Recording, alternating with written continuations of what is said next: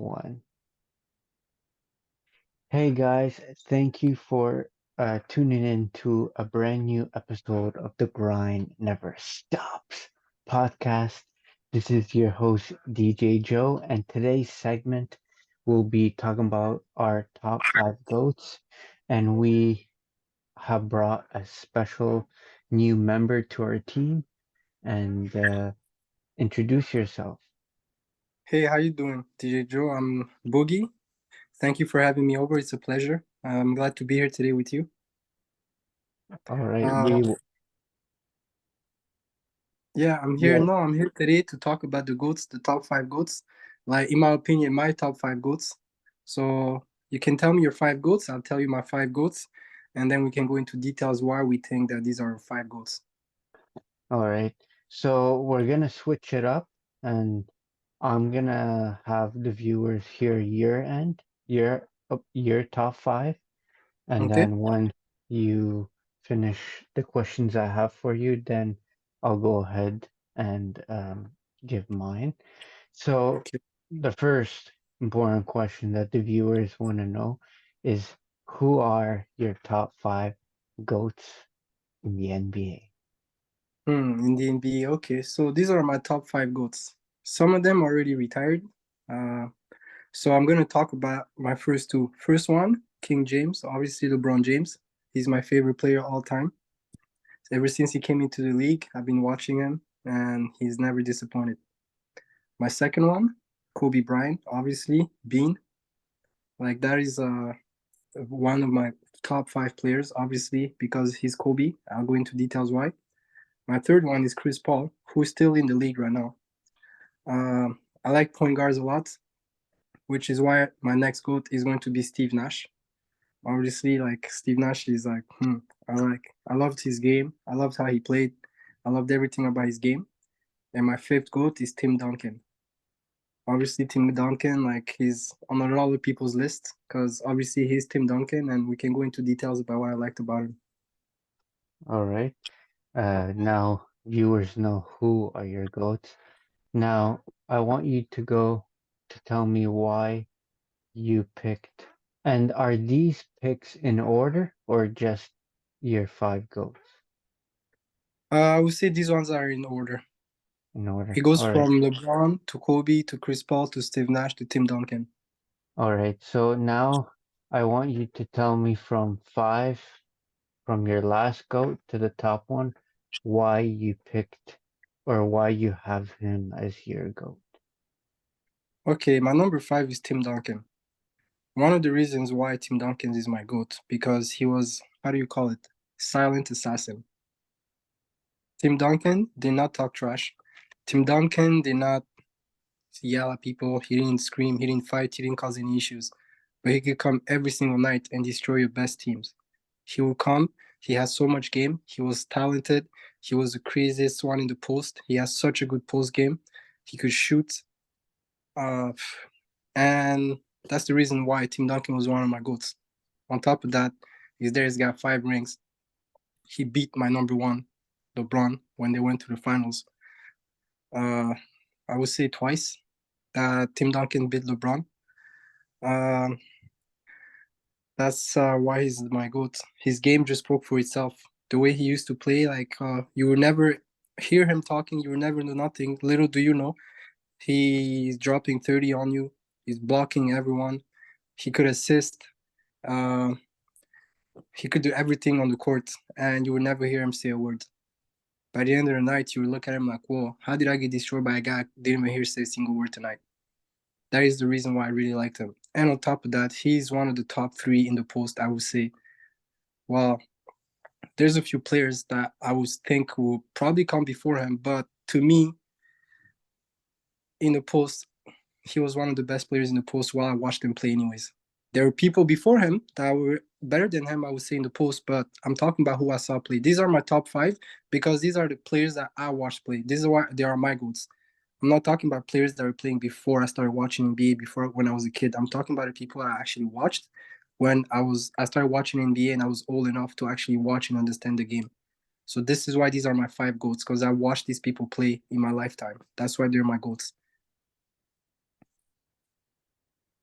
All So right. yeah, And I'll give my opinion about your opinion, but we'll finish um, for you to go in details now to explain why you picked Steve Nash. Steve Nash. Hmm. Number one reason why I picked Steve Nash was because he played on my favorite team when I really got into basketball. I'm not talking about Dallas. I'm talking about Phoenix Suns. Because I used to watch basketball, but not like that. But when I started watching basketball, Steve Nash was a killer. And on top of that, he was Canadian, which made me like him even more. Because now we have a lot of Canadians in the NBA.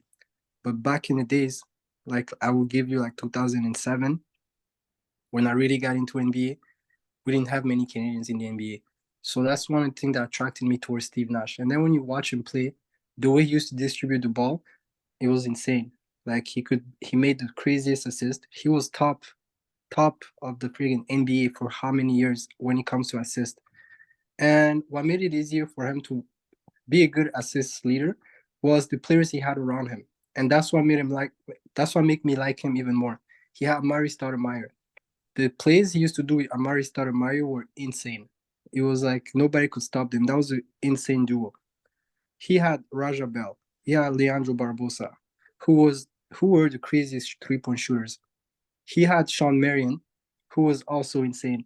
So when you had that squad around you, he had Boris Dia also. So that squad made Steve Nash even better, and he made them better.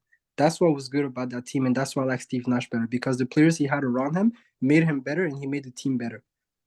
He could go, he could score. He was a point guard. He was short. He wasn't a big man, but he was able to score on anyone. It doesn't matter. He will cross you over. He will go to the rim. He will cross you over. He will pass the ball. And everybody around him knew that they were going to get the ball. So they were all positioned themselves, getting ready to get the ball. They knew he was going to pass it. And if he didn't pass it, he would still score it. He could score it on anyone. And that's why Steve Nash like was my favorite player, my first favorite player when I started watching in 2007. That was my squad, and Steve Nash made the squad even better than they would have been without him, obviously. But that's one of the reasons why I like Steve Nash because the way he could assist the ball, you knew he was gonna pass it because he was an assist guy. He would pass it, but if he didn't pass it, he could also score on anyone. So that's why Steve Nash was my number four. All right. Now, number three, which is Chris Well, CP3. CP3. CP3 was and is still a beast. He's still in the league today and he's still killing it. Obviously, he's a bit older, but I mean, I started watching Chris Paul when he was in New Orleans. When Chris Paul was in New Orleans, he was, how would I say it? He was a mini Hulk. He was a tiny little Hulk. He was smaller than everyone else, but he would be going through every team like he was Dwight Howard. He dunked on Dwight Howard one day. I couldn't believe that. Dwight Howard is a 7 footer. Chris Paul is a short dude. Dunked on Dwight Howard. And also, what I liked about Chris Paul, what made me like him the best, was when he was playing with Tyson Chandler in New Orleans. That was Lob City. There was a Lob City before Clippers. The Lob City before the Clippers was New Orleans. I don't know if you remember back in '08 when they were playing, and he literally all he had to do was get a big. Chris Paul, if you give him a big, you're over. It's over for you. Give him a big that can jump and catch the ball. It's over for you because Chris Paul will find you. It doesn't matter where you are. You just have to jump towards the rim. You're getting that You're getting that lob.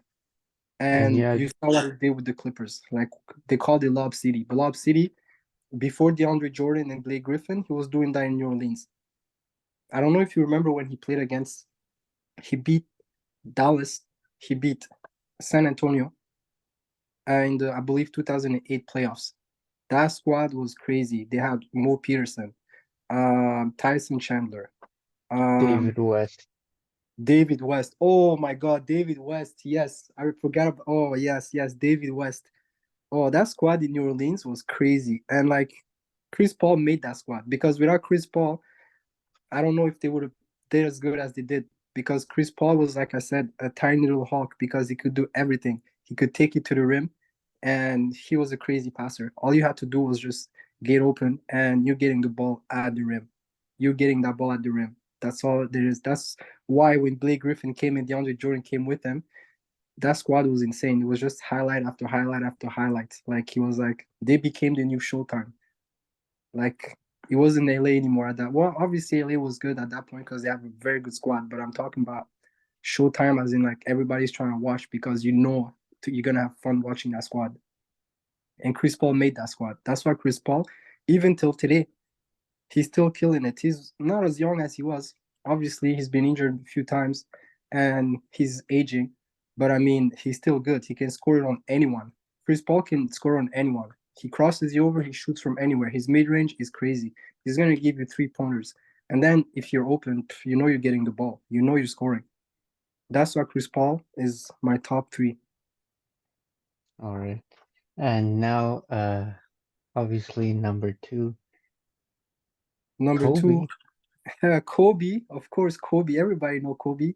Kobe, man, he's like, I don't know. Kobe was something else. He was something out of this planet. Like Kobe, like he had that killer instinct. Like Kobe, when you like he wants something, he goes and he gets it. He was not like he had a different mentality than everybody else. Like he was stronger mentally than any player ever. The only person maybe you can compare him to is Michael Jordan. But mentally, when Kobe comes to play, he comes to play. He will give you 30 points any given night. He will give you 40 points any given night. Kobe, when the game is on the line, give it to Kobe. When all else fails, you give it to Kobe. That guy had the craziest work ethic. That guy had the craziest everything when you name it, from shooting, from defending, from post game, from assist, from just any category you can think of. Kobe was there. He was on top. Like Kobe was. I don't have to say much about Kobe. Kobe just let his game speak for himself. Let his resume speak for himself. He was on another level, and I don't think we're ever gonna have anybody else like Kobe. Maybe we will, but I don't know if we're gonna have it in our lifetime. But Kobe, you had to be there. Like literally, you had to be there.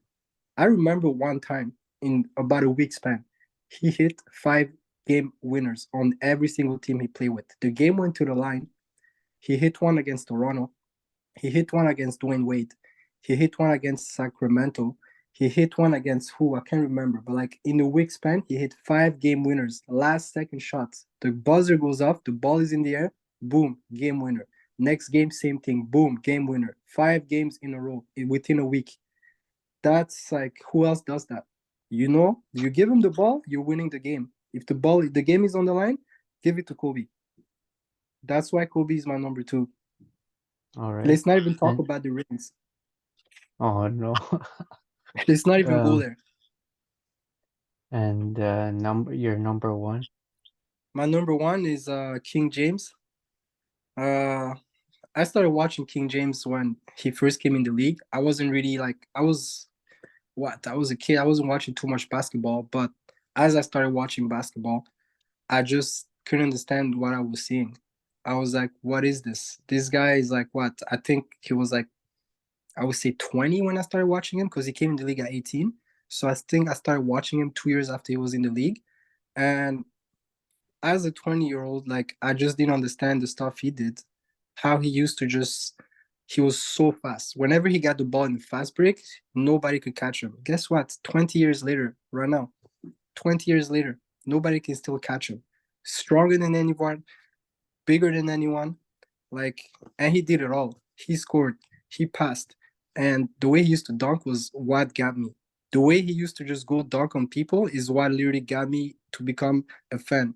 And the reason why he's my number one, because I have been watching him for so many years and nothing has changed. He's still the same. He still plays the same. The only thing that has changed is he got older, he got wiser, so now he knows I'm not as young. I'm not able to do what I used to do when I was what 23, 24, when I was 30. Now he's hitting 40. So he's playing smarter now, but he still dunks on anyone, everyone. Still jumps 20 feet in the air when he dunks. It's like NBA Jam, like literally. That's why I don't know. When I saw LeBron play, I'm like, this guy is not even like everybody else. He's like a video game, literally. LeBron James is a video game. All That's right. yeah. So now, before we get to me, I have one question for you and Of for a course. viewer. Um, for someone to be considered a GOAT, what what does he have to accomplish, or do you think he needs to have specific awards? Like like if you were in the NBA or if I was in the NBA, what Yes. do I have to do to show to put you in your top five list? What do I need to do? Well, to be a GOAT, I would not say you need rings because there are a lot of GOATs that don't have rings. So for me to be a GOAT, you need to be a player that stands out and is very consistent for multiple years. You have to be talked about for a long time because of your game.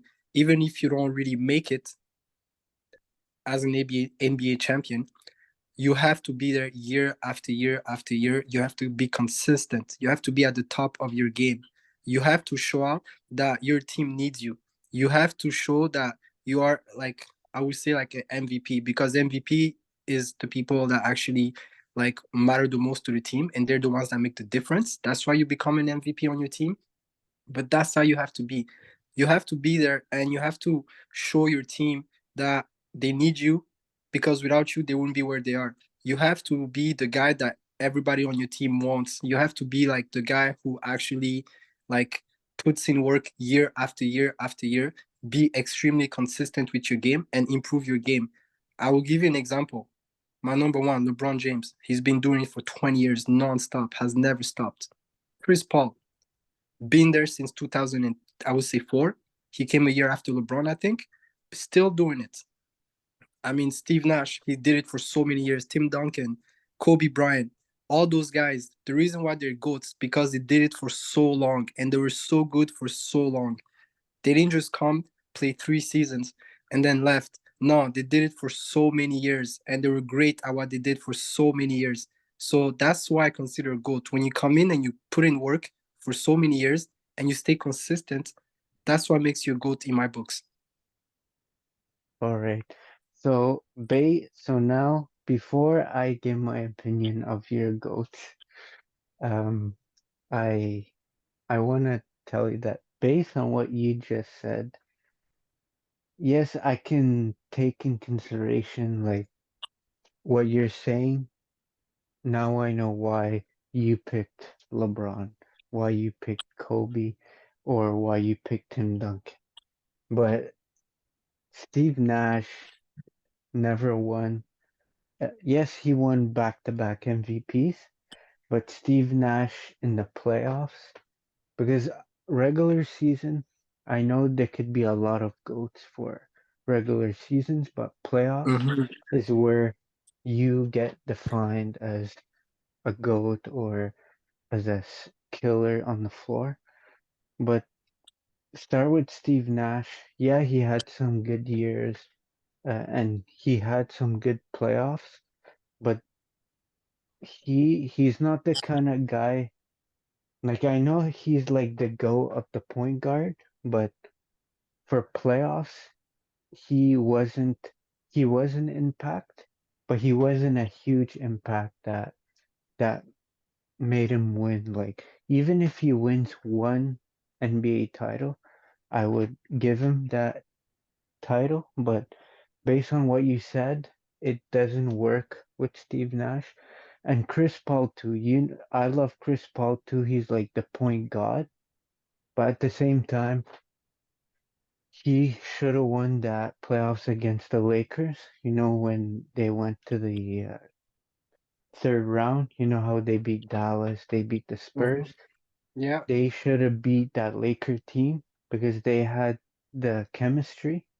And also when Chris Paul got moved to Clippers, he just, as soon as the playoffs started, he forgot how to play the game the right way. And I don't want to remind myself because I love the Clippers, but I don't want to remind myself how Chris Paul played like like asses. Yeah. And it wasn't only him. Blake Griffin DeAndre Jordan, like Jamal Crawford or JJ Redick, like everyone Yeah, I has to. remember. And Yeah, also who Karen Butler too was there, I think. yeah, and I know he was at the end of his career, but he would still could be an impact in the playoffs, and that it was really disappointing because I wanted Chris Paul to. That's why I consider him the GOAT of point guard, like the point guard position. But Mm-hmm. as a Yeah. top five GOAT, like I respect your list, but everyone has their opinion. But based on what you're telling me, Chris Paul and Nash are not what you were explaining. But let's move on from that. Now, I agree. LeBron is a good GOAT pick.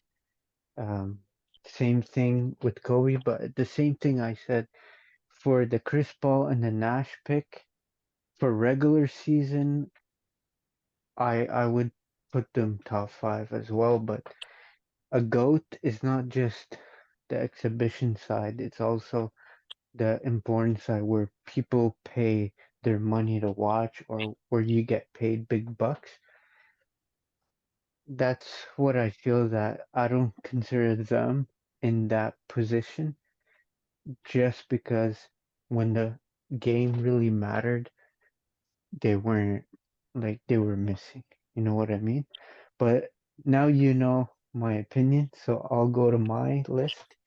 Okay. Um, so and also you did not mention Michael Jordan in your list, so I was scratching my head. Talking- I'm talking about the people that I watched play.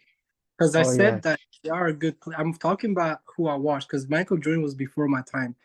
Like I'm talking about who I sat in front of the TV and I watched night after night. That's why I said my goats because there are obviously people like Michael Jordan, like you said. There's people from back in the days like Oscar Robertson. There was like Larry Bird. There was Magic Johnson. There was Kareem Abdul-Jabbar.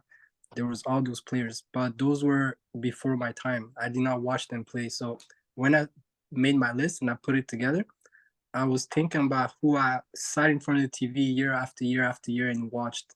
Like I saw them play. I saw them from the beginning of their career. Maybe like some of them, like Kobe started playing before I started watching. I would say like Steve Nash started playing before I started watching, but Tim Duncan also, because I wasn't watching basketball in the 90s. But as soon as I got into basketball and I started watching basketball regularly, this is who I saw play every single day. So that's why I based my list off of from who I watched. There's a lot of people also there that I wanted to put on the list, but I was talking about the ones that I like the most. Because I also wanted to put Kevin Garnett in there because he was like one of my favorite players too. He was so good at what he did. But I picked Tim Duncan instead because based off what you said too, Tim Duncan won 5 rings and Kevin Garnett won one. But I watched Tim Duncan play a lot more than I watched Kevin Garnett. Whenever Kevin Garnett was playing, I would never. Tim Duncan played, I wouldn't miss those games. Whenever Steve Nash played, I would never miss those games. When Steve Nash played, I would never miss those games. So that's why I based my goals from my experience, from who I watched play the most, like because I watch basketball all the time. So that was during my era. But I could have put Michael Jordan in there too, but I did not watch him play. Michael Jordan, yeah, I've seen highlights. I've seen highlights on YouTube. I've seen games on TV on NBA throwbacks. What is it called? Hardwood, NBA Hardwood. You know when they show like on NBA TV the old games. yeah, I know. Yeah. Um, So I built my goals from the people I watched play. yeah, that's fair. But with every, when you're in a barber shop or anywhere, everyone, th- when you give an opinion, there should be always like an opinion back. Mm. I respect your goat. I was just giving my like opinion, and I forgot to mention your pick, Tim Duncan, and I would never like debate that because they call him the fundamental, which Yeah, of means course. he can do anything on the defense, offense. Tim Duncan basically did not have a big weakness, and even if he had that weakness. He knew what was his weakness, and he made sure to not have a weakness. Because Duncan later on, he shot threes. He can shoot free throws. He can pass. So Tim Duncan, I have nothing negative to say about Tim Duncan. But let's move on to my pick. Okay. Obviously, my number one is LeBron Raymond James. Um, I'll ex I'll go in details after I tell everyone my pick. So number two, obviously, is Kobe Bryant. Number three, Michael Jordan. Number four, Allen Iverson. And number five, Shaquille O'Neal. So obviously, I'll go number five as well. So I think Shaq is one of the best centers to ever play the game. And yes, there's Wilt Chamberlain, but as you said, uh, I've yes, I've saw highlights, but and he scored 100 points and he averaged like 40 rebounds, but I never watched him, and I don't think our families were born when he was in the NBA. So I always will put Wilt as the best center in the game, but for me, I think Shaq is the best. And the reason I have Shaq is not because I was never a Laker fan, but I love Shaq because he dominated his position and wasn't afraid. There's some highlights of him pushing that guy against the Knicks, like, or him fighting with Barkley when it was with the Rockets. Shaq never backs down to anything. Yes, there was drama with him and Kobe, or in Miami with Pat Riley, and how he was laughed at when he signed with Cleveland or Boston. But when the games matters most, in the finals or in the playoffs, anywhere he plays, he dominated his position. And as a center, you're not a huge impact, as you know. Like, centers don't have plays for them because they're too big and slow. But Shaq dominated the paint. Nobody stopped him. Yeah, they lost some great playoffs matchups, but he still won multiple. He won three rings in a row with the Lakers. He won a ring with Miami. So I think number five, I have him as the best center in the game because he dominated his position. And yes, you could agree that he has a big weakness, which is free throws. But back then, when he was playing, free throws important, wasn't a factor, and people weren't smart to like hack him. Yes, there was a time where he got hacked many times, but most of the time he dominated the paint, and when he got fouled, he already is dunking over your head. So he dominated his position, and that's why I have him number five. Four is one of the best point guards that I've seen, and that he was like my idol. Uh, he was my idol, and I respect him a lot, and that's Allen Iverson, the best crossovers in the game, and he was clutch. And yes, he won zero rings, but he still played his all. I don't. The only weakness he had was he was short, and the drama that was going on, as you know, off the court. But other than that, AI was a great shooter, 3-point shooter, and they call him the answer for the reason. But I think AI is one of the best point guards I've ever seen, and I know there's a guy that's similar to him, and that's Kyrie. But that's my number four. And as you know, number three is Michael Jordan. And same as you, I The year I was born is when he won with the Bulls in 1992.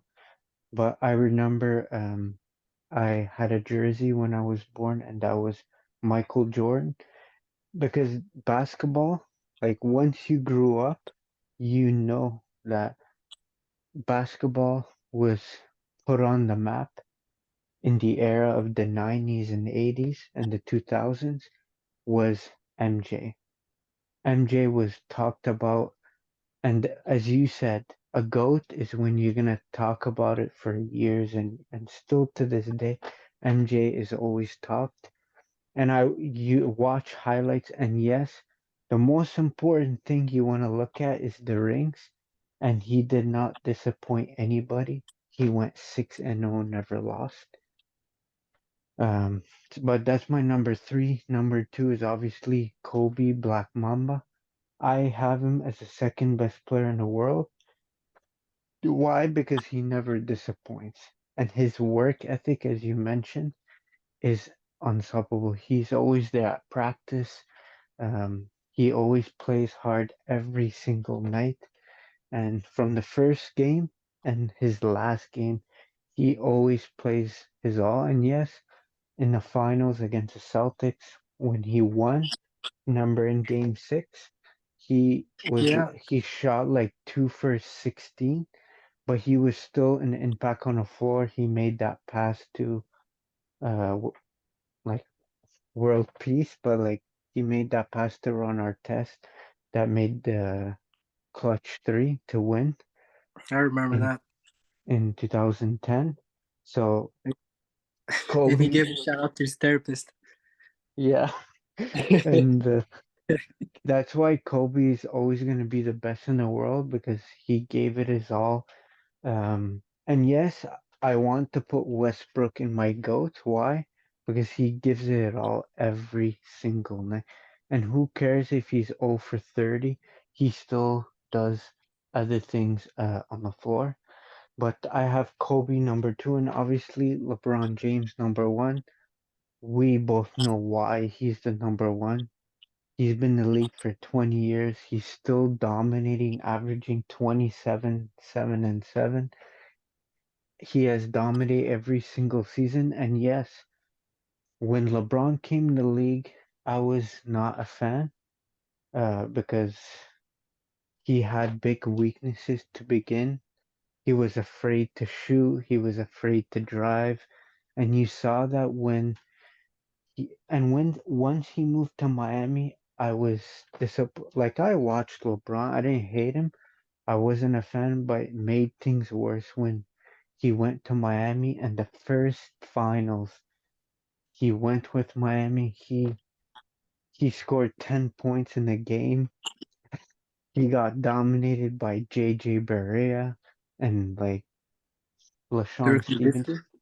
Yeah, he was afraid. He was, and that's a big weakness, but looking back, he took it as a man and like be like, I'm gonna work on myself. And ever since that finals happened, he has changed like overall. So you gotta give that to LeBron, and he dominated the finals. Um, he also did the best comeback in NBA history, down 3-1 to the best regular season team in history on the Warriors, 73-9. So you have to give that to him, and he's made 20 All-Star. Like today, they announced the All-Stars, and he made his 20th selection, the most out of anybody. And man, I don't consider awards like crazy. I consider performance on the floor, and all that. But now these are my goats, and we don't have much time left, so I'm gonna be quick. Um, for me, if you were in the NBA and you asked me before you get drafted, what do you want me to accomplish for me to put you in the GOAT? That is giving 100% your all. And if you're gonna get drafted, there's a reason why you're getting drafted. Like you're good, you can shoot, you can dunk. But for me to consider someone a GOAT, he shouldn't have any flaws. Zero flaws. And I don't want you to tell me, okay, but what if I can't shoot free throw? I don't care about no damn free throws. Because at the end of the day, if you're doesn't matter what you average, but you still have to be a killer on the squad. Like Jokic, yeah, I don't consider Giannis a killer, but Jokic, um, Doncic, like these guys have zero flaws, and yeah, they have a lot of things to learn from, but they have zero flaws. I don't. If you want to average 20 points and still be considered a go ahead, because Allen Iverson did not average 40 points a game or 50 or 60. No, as long as you don't have any flaws and you give 100% your all, and even if you go 0 for 20 in a game, you still do other things. You grab rebounds, pass, and for me to consider you a GOAT, you can't be soft. And we both Absolutely. know 90% of players today are all soft. There's not many like that have that are not soft, like your idol Boogie Cousins, Draymond Mhm. Green, Westbrook, like all these guys, they're not afraid to back down from anybody. So these are my picks, and we don't have much time, but I appreciate you, Boogie, to join our team, and thanks for giving your opinion. And we'll be doing more episodes in the Absolutely upcoming days. appreciate it. Yeah. Your goats are amazing. Yeah. Uh, your entire list is just a squad of killers. Allen Iverson, Shaquille O'Neal, Kobe, Jordan, LeBron. Like those are real goats. Like every single one of them had the killer, and they weren't afraid. Like you just said, they were dominant. They were fearless, and they didn't care who was in their face. So like that is those are real goats. I appreciate those. Yeah. And thank you for having me. It was a pleasure. I hope we can do this more often. And it was amazing. Yes, All right, I DJ Joe. appreciate. And don't forget to check us on the YouTube channel and to subscribe, and we'll continue soon. All All right, right. you have a good evening. We'll talk soon. I peace. Peace.